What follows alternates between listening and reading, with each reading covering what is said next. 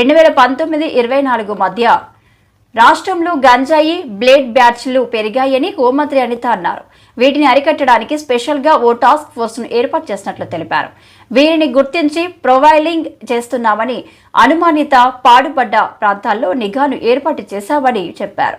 Last 5 సంవత్సరాలు ఇందాక సభ్యులు మన వాసు గారు మాట్లాడినప్పుడు కనీసం గాంజా మీద కానీ గాంజా బ్యాచ్ గురించి కానీ బ్లేడ్ బ్యాచ్ గురించి కానీ దౌర్భాగ్యం ఏంటంటే ఒక సీఎం స్థాయిలో ఉన్న వ్యక్తి ఏ రోజు కూడా ఒక రివ్యూ తీసుకోకపోవడం, ఒక ఇన్ఫర్మేషన్ కనీసం తెప్పించుకోకపోవడం అధ్యక్ష. దీని పర్యవసానం ఏదంటే 5 సంవత్సరాలు దీన్ని క్యారీ ఫార్వర్డ్ చేసుకొని ఈ రోజు ఇంతవరకు రావడం జరిగింది అధ్యక్ష. దీని నేపథ్యంలో ఈ రోజు ఈ గాంజాని ఇమీడియట్ గా మనం అరికట్టాలి అనుకునేటప్పుడు చాలా ఎక్సర్సైజ్ చేసుకోవాల్సి వస్తుంది అధ్యక్ష.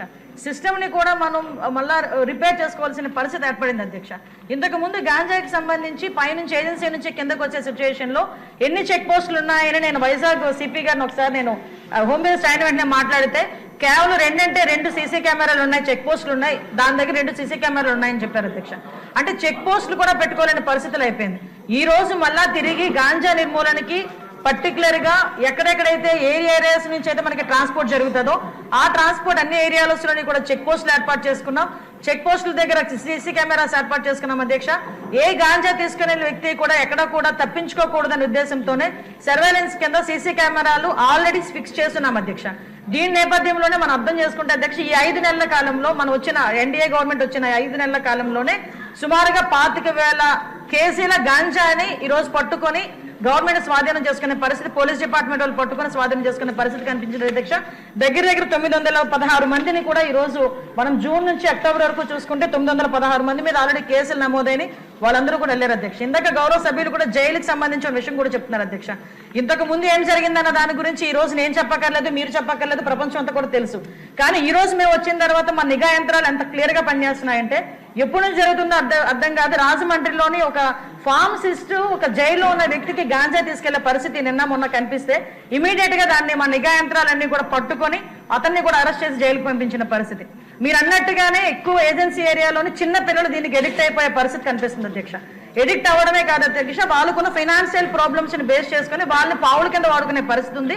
కాబట్టి గాంజా బ్యాచ్ల్లోని గాంజాలు సరఫరా చేసేవారు కానీ గాంజా తీసుకునే వాళ్ళకి కూడా అధ్యక్ష ఈ రోజు ఏదో తీసుకొచ్చాము, జైల్లో పెట్టేసాము, వాళ్ళకి రిమైండ్ తీసేసాము, తర్వాత బెయిల్ బయటకు వచ్చి వాళ్ళు అలా చేసే కన్నా వీళ్ళు చేసిన వెంటనే వీళ్ళ మీద పీడియాక్ట్ పెట్టడమే కాదు అధ్యక్ష, వీళ్ళ ఆస్తులు కూడా జప్తు చేయడానికి వీలైతే వాళ్ళకి ఆస్తి ఏమీ లేకపోతే వాళ్ళ దగ్గర ఉన్న ఆధార్ కార్డులు కానీ వాళ్ళ దగ్గర ఉన్న రేషన్ కార్డ్స్ కానీ అలాంటివి కూడా సీజ్ చేసే పరిస్థితి కూడా రప్పించాలి అని గౌరవ ముఖ్యమంత్రి గారు కూడా మాకు ఆదేశాలు ఇవ్వడం జరిగింది అధ్యక్ష. దాని మీద కూడా ముందుకెళ్తున్నాం.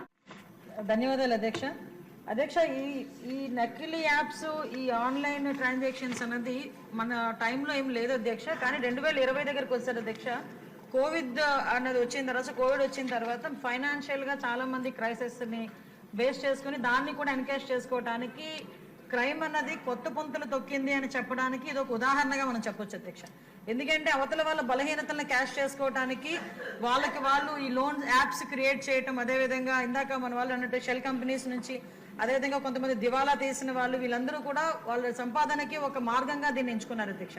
అదే టైంలో ప్రజల తాలూకా సెంటిమెంట్ కానీ వాళ్ళ తాలూకా భావోద్వేగాలతో వాళ్ళు ఒక క్యాష్ చేసుకోవడానికి ఈ లోన్ యాప్స్ ని క్రియేట్ చేయటం, అదేవిధంగా వాళ్ళకి 5,000 4,000 అన్నది వాళ్ళకి చిన్న అమౌంట్స్ అధ్యక్ష. ఇందాక మన గౌరవ సభ్యులు చెప్పినట్టుగా ఒక SMS వస్తుంది, మీకు ఎటువంటి డాక్యుమెంట్స్ అవసరం లేదు, ఇన్స్టెంట్ గా మీకు లోన్ ఇస్తామని చెప్పేసి 5,000 10,000.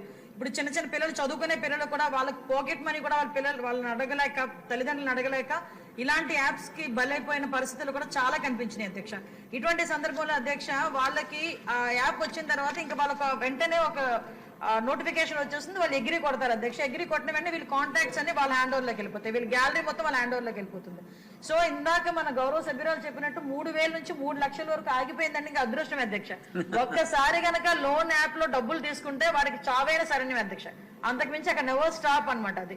ఎందుకంటే వాళ్ళు అడుగుతూనే ఉంటారు, అడిగింది ఇవ్వకపోతే, టైంకి ఇవ్వకపోతే వెంటనే కాంటాక్ట్ లిస్ట్ లో ఉన్న వాళ్ళందరికీ ఈ అమ్మాయి పోలీసులకు దొరికారని, తప్పుడు పనులు చేస్తూ పోలీసులకు దొరికారను, మార్పుడు ఫొటోస్ పలానా వాళ్ళకి పంపిస్తామని ఇది తట్టుకోలేక చాలా మంది సూసైడ్ చేసుకున్న పరిస్థితి కూడా కనిపిస్తుంది వారి మీద చర్యలు తీసుకోలేదా? ఆల్రెడీ అందరి మీద కూడా ఇప్పుడు మనం వాళ్ళు ఎవరైనా దొరికిన తర్వాత కూడా అధ్యక్ష సుమారుగా దగ్గర 199 మందిని ఈ రోజు అరెస్ట్ చేశాం అధ్యక్ష. వాళ్ళు అరెస్ట్ చేయడమే కాదు అధ్యక్ష, వాళ్ళందరూ కూడా రిమైండ్కి వెళ్తారు అధ్యక్ష. 306 కానీ 307 కానీ వెళ్ళే పరిస్థితులు వాళ్ళందరికీ కూడా చట్టాలు అయితే చాలా కట్టుదిట్టమైనవి అధ్యక్ష. ఎంత చట్టాలు మనం కఠినతరం చేసినా వాళ్ళ తాలూకా టెక్నాలజీ బేసెస్ పెట్టుకొని ఇంకొంచెం మనం ఒక స్టెప్ వేస్తే వాళ్ళకు 10 స్టెప్ల ముందు ఉంటున్నారు అధ్యక్ష. ఆఖరికి ఇలాంటి లోన్ యాప్ లో కానీ సైబర్ క్రైమ్ లో కానీ బలైపోతున్న వాళ్ళు చదువు లేని వాళ్ళు బలైపోయారంటే ఒక అర్థం ఉంది అధ్యక్ష.